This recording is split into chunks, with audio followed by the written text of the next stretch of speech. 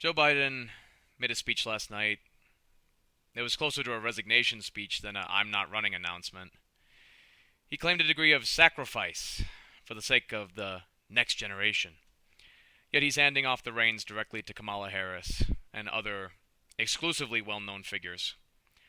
While Donald Trump's VP pick is a 39-year-old freshman senator, Kamala's pushing 60 and spent half of that life in politics. This is hardly a new generation. Joe Biden said that there's a time and place for new, fresh voices, yet the Democrats are only trotting out long-established politicians.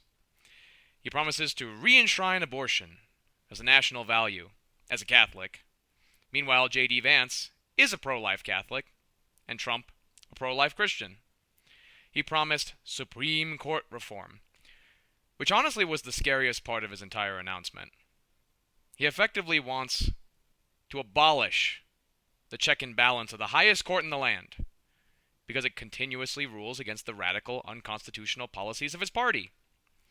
He says the U.S. is not at war anywhere in the world, in the same breath that he touts his mishandling of the war in Ukraine to the detriment of millions of Ukrainians.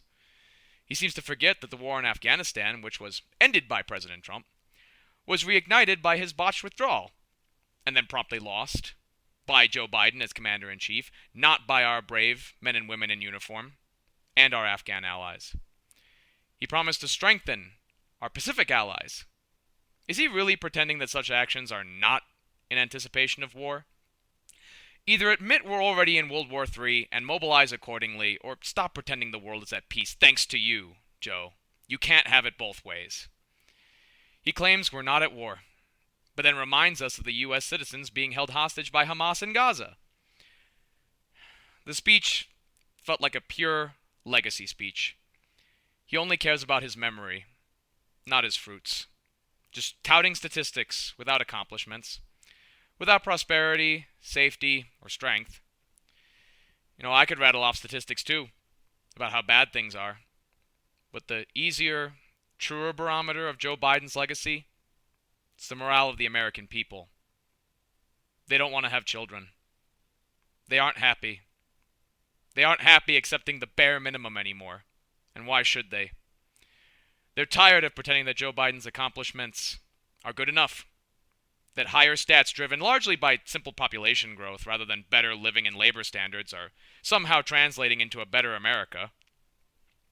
He claims credit for lowering drug costs rather than healthier American bodies that don't need drugs in the first place.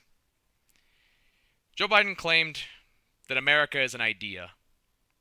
This is the key difference between the Democrats and Republicans this year.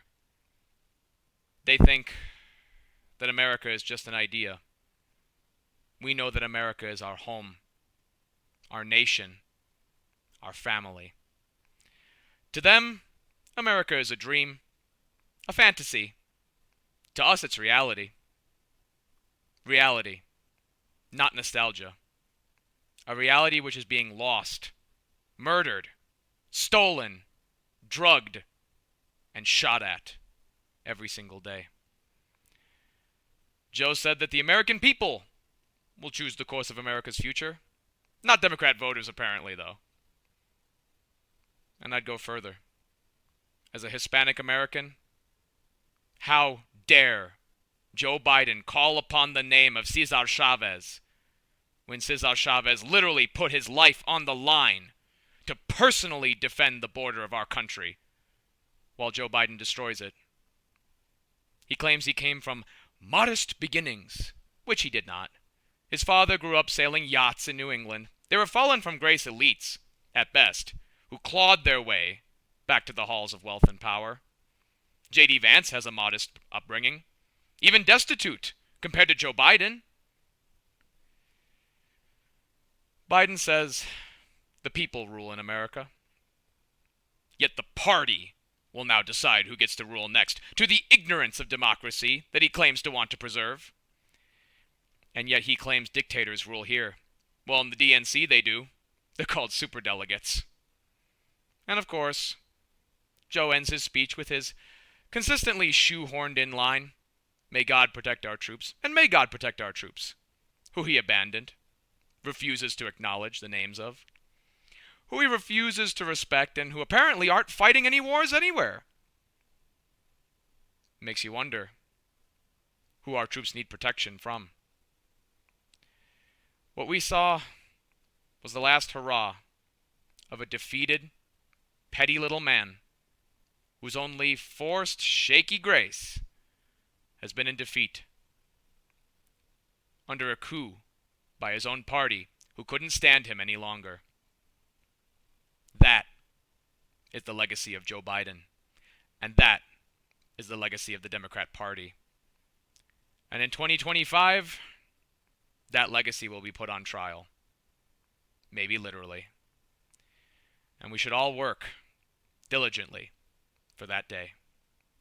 From all of us at Hispanic Patriot, may God bless you, and may God bless America. Until next time.